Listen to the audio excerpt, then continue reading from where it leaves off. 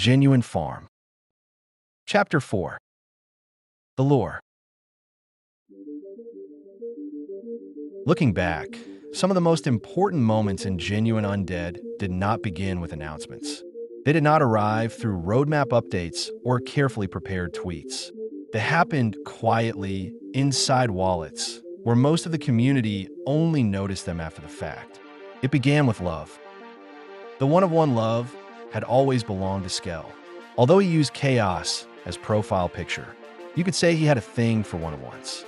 A floor GU could be traded, swept, listed, or forgotten. A one-of-one carried a name. It had a place in the collection's mythology before anyone had agreed what that mythology even meant. So when love moved, people noticed. It did not move through a normal sale. There was no public auction, no listing, no Ethereum involved. It passed from Skell to very serious investor in a trade that seemed to transcend value itself. In return, Skell received a different one-of-one. War.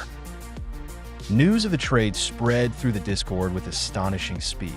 It was discussed with the seriousness of an international exchange of fine art, as though museums in Europe and Asia had quietly agreed to swap masterpieces overnight. Holders dissected every possible meaning behind it, comparing aesthetics and symbolism with the confidence of seasoned curators. For a brief moment, Genuine Undead forgot about charts, corrections, and floor prices. The only thing anyone wanted to talk about was the journey of love to the east and of war to the west. The names themselves seemed to tell a story before anyone had begun writing one. Then, only a short time later, war moved again. At first, the Discord did not understand what had happened. Sandman noticed the transaction and posted it in the main chat. Cyber Demon checked the wallet. Rod already made his mind up. He was convinced there had to be a mistake. There wasn't. War had not been sold. It had not been transferred to another collector. It had been burned, sent to a burner address, removed from reach forever. The reaction was immediate. Voice channels filled. Screenshots appeared in every corner of the server. People who had been quiet for days suddenly returned, pulled back by the kind of event that made even the most distracted holders stop scrolling. One of the rarest pieces in Genuine Undead had vanished forever. The blockchain confirmed the burn for everyone to see. The only thing it couldn't explain was why. Nobody expected an explanation to arrive so quickly. But the same night, Dr. Boom announced another Twitter space. Thousands of listeners joined, some hoping for answers, others simply curious to hear how anyone could possibly explain the disappearance of one of the collection's greatest treasures. For a while, the conversation wandered. People spoke about rarity, about collecting, about what war had been worth before it had vanished. Some wondered whether burning it had somehow made every remaining one-of-one more valuable. Others argued that value no longer mattered. A fundamental piece of the GU collection had been lost forever. Dr. Boom paused for a moment before speaking. According to him, Skell had never wanted to own war. That had never been the point. War was acquired for one reason only: to be burned. He spoke carefully, almost respectfully, explaining that Skell carried a deep aversion towards war itself. Whether born from personal experience, family history, or memories he preferred to keep private, the subject had always meant something far heavier to Skell than it did to most people listening. Burning war, Dr. Boom suggested, was not an act of destruction. It was an act of rejection, a refusal to allow the symbol to exist. Maison picked up the thought and ran with it. He had a habit of repeating important ideas just slowly enough that they settled more comfortably inside people's minds. War had not been removed from the collection, he explained. It had become part of its history.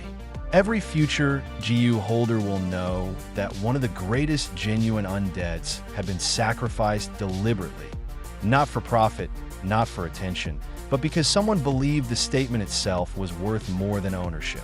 The atmosphere in the space changed. People stopped asking what had happened.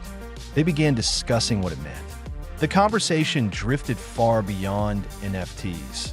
Dr. Boom suddenly compared the burn to performance art, to artists destroying their own work, to collectors refusing to treat art as a financial asset.